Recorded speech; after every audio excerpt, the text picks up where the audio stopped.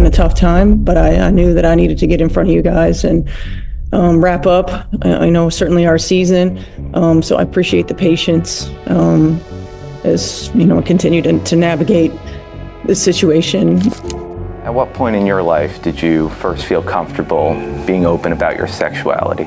Yeah, when I was a grown-up, I think I was probably 26, 27 years old. I guess I can start first off, just like, how are you doing? How's your family doing after that being away for a couple days? Thanks. Yeah, I'm doing all right. It's helpful that we have such a great group that pouring into me and helping give me strength.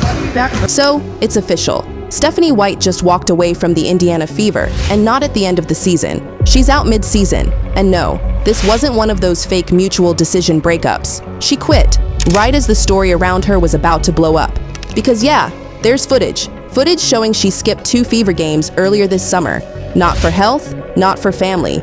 She dipped to be with her girlfriend, ESPN reporter Lisa Salters. But here's where it gets messy. One of those games was June 19th. The exact night Lisa was smiling on national TV, working Game 6 of the NBA Finals. So if Lisa was courtside, where was Stephanie? Was she really sitting by Lisa's sick mom like she claimed, or was she just chilling while her team fought without her? And fans swear Lisa's ESPN poll is why this whole thing is so quiet. They're already saying if Lisa can make her old O.J. Simpson coverage disappear online, she can definitely keep these clips buried. And maybe that's why Stephanie resigned before the league could even react. Because if those videos actually come out, this won't just be another coach stepping down. It's going to turn into a scandal the league can't ignore. Yeah, at different points, you think back and you're like, man, that was pretty cool. It was pretty cool that I got to win a national championship in my home state, that I got to be a part of a WNBA championship in my home state, play professionally in my home state, and then be the head coach of my home franchise. That was really pretty cool. Fans were already over her. Even before the leaks, Fever fans were done with her. Most didn't want her in the first place, and the way she handled Caitlin Clark, it had people checked out months ago. Not too long ago, a reporter asked White to name the team's leaders. She listed 3 names and left Caitlin off. The same Caitlin who's packing arenas, breaking viewership records, and basically carrying the entire franchise on her back. This clip is what made fans start turning on her. Sophie is just, her personality is just infectious. She is naturally a gifted leader. She's naturally a connector. She brings great energy, and so her voice carries. People listen. People are impacted by it. She knows the right thing to say. She's another one that really has a coach's mind, and she leads by example with how she shows up every day. And so certainly Sophie and Sid have been great voices of reason in our locker room, continue to be. AB as well. I think AB's one of the best leaders that I've been around. She's got great perspective. She's a high IQ player. She's young in terms of her experience in our league, but she's wise in terms of her basketball experience and knowledge. And here's White herself, praising Kelsey Mitchell after she passed Tamika Catchings for most threes in Fever history, which fans say shows exactly where her priorities were. And for Kels to be able to continue to chip away at a lot of those records, is an incredible honor for her. She's been playing outstanding basketball. She's been offensively at times putting us on her back. She's been doing such a good job of getting good shots and getting her teammates good shots and stepping up and making big ones for us. I'm proud of Kels. By June, Fever Reddit threads were already full of posts calling for her to be fired. Some said she was killing Caitlin's rookie year. Others said she let the vets run the locker room while Clark took the hits. Every loss just made the calls louder. So when the scandal hit, most fans didn't even blink. They weren't shocked. They were like, of course she bailed. She already felt checked out. Now those same fans aren't just celebrating her exit. They're demanding a full reset, new coach, new system, maybe even clearing out the vets she was catering to. Because if White was really building this team around the wrong people, it's not just her that needs to go.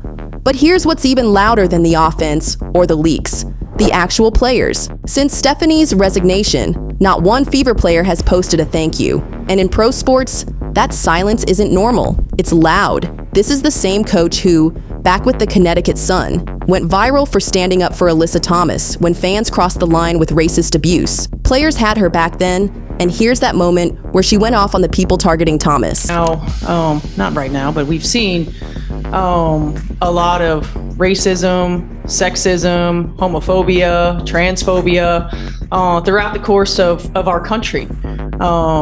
Sport is no exception, and it's unacceptable, to be quite honest. I think the thing that frustrates me the most is that, and is that I say we because I work in television as well, but we in the media have to do a better job of not allowing trolls and social media to become the story.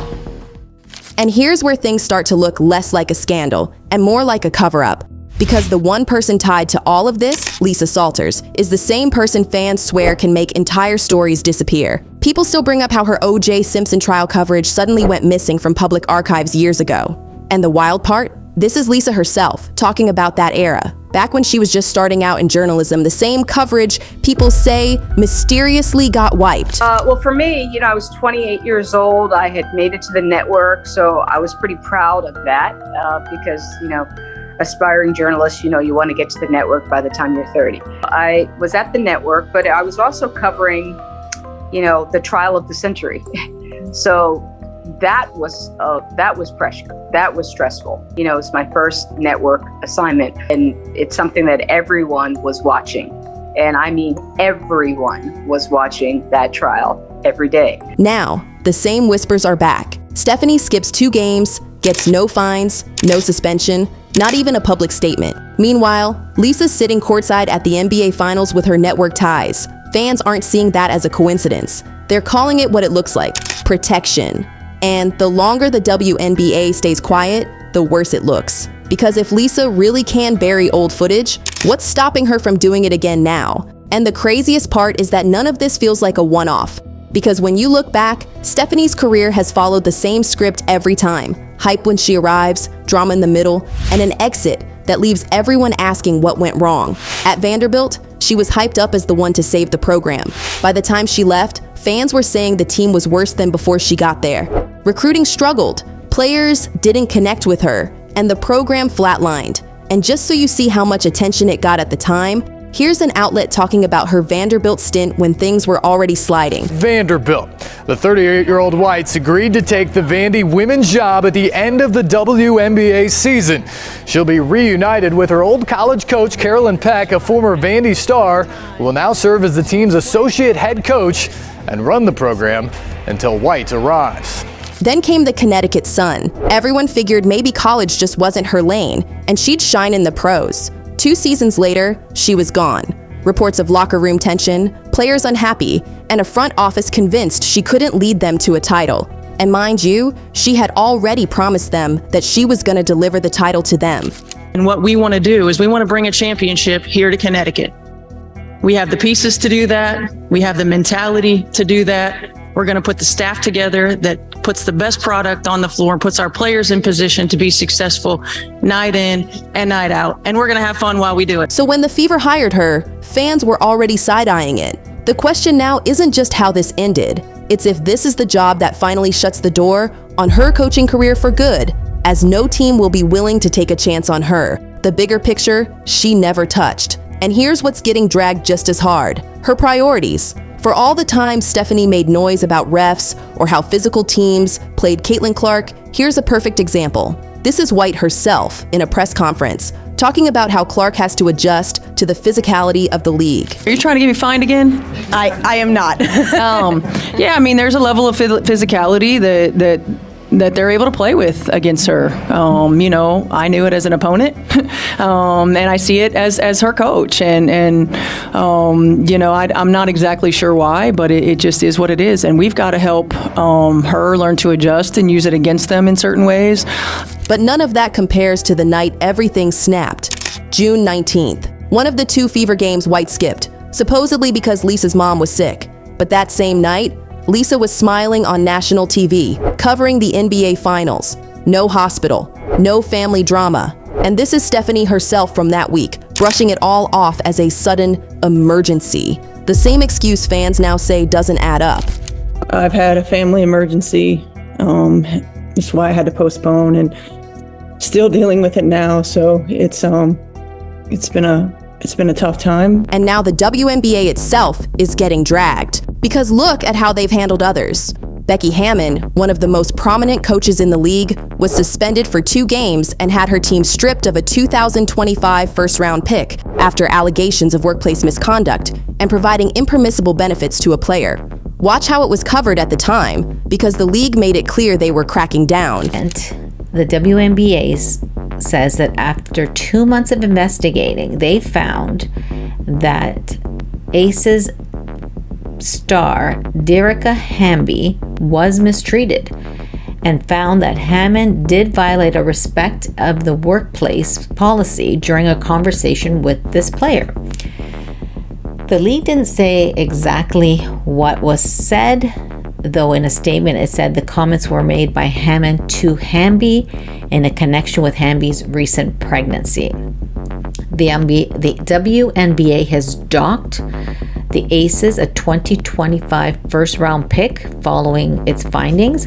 Sophie Cunningham was disciplined for a flagrant foul. Diana Taurasi has been fined for skipping required media appearances. And Skylar Diggins-Smith even had portions of her salary docked for missing practices. And yet, Stephanie, who as y'all know, skipped multiple games for reasons that clearly didn't match the official explanation, hasn't faced so much as a public statement from the league, let alone a fine or suspension. She was allowed to quietly resign, while the WNBA avoided answering a single question. So, what's gonna happen next? Stephanie may be gone, but this is far from over.